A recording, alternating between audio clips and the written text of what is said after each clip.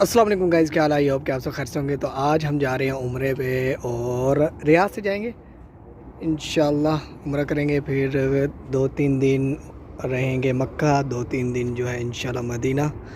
हाँ भाई वारिस, कितनी देर में पहुंचा देगा मेरा भाई? इंशाल्लाह सुबह 8 बजे भाई वहाँ पे होंगे हम लोग। इंशाल्लाह। जितनी बड़ी गाड़ी है ना, मैं तो कहता हूँ रातों रात पहुंचा दे। आप लोग सो के जाओगे मज़े से इसमें। हाँ, जितनी बड़ी गाड़ी है यकीन करो 3-4 बंदे हैं, आराम से सो के ही जाएंगे, टेंशन नहीं है। हाँ वारिस, आज जुम्मा भी है, देख सुभान अल्लाह है माशाल्लाह। जुम्मा भी अदा कर रहे हैं, रोज़ा भी है, उम्रा भी करने वाले हैं माशाल्लाह। तो देख ले भाई कैसे अचानक तैयारी बनी है। ये है जी मिकात की जगह और अब हम जा रहे हैं जी नफल अदा करने।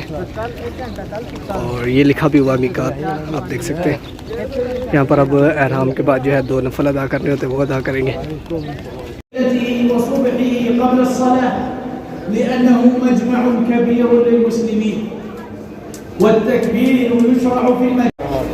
आज अल्हम्दुलिल्लाह जी ईद का दिन है और इस वक्त मैं मक्का में मौजूद हूँ माशाल्लाह। देखें हरम से हम तकरीबन 8 किलोमीटर के फासले पे और रश आप देख सकते हैं। यहाँ पर इतना ज़्यादा रश है, देखें सुभान अल्लाह, बहुत ज़्यादा रश है यहाँ पर भी।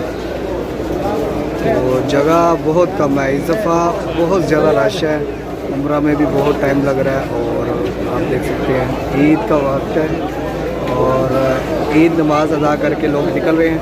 हमने भी अदा किया और अभी देखें रश इतना ज़्यादा ही है। 8 किलोमीटर है हरम से, 8 किलोमीटर का फासला है, मतलब एरिया वही आता है हरम का, लेकिन जो बाप फहद है और वहाँ से यहाँ तक जो है सिर्फ 8 किलोमीटर।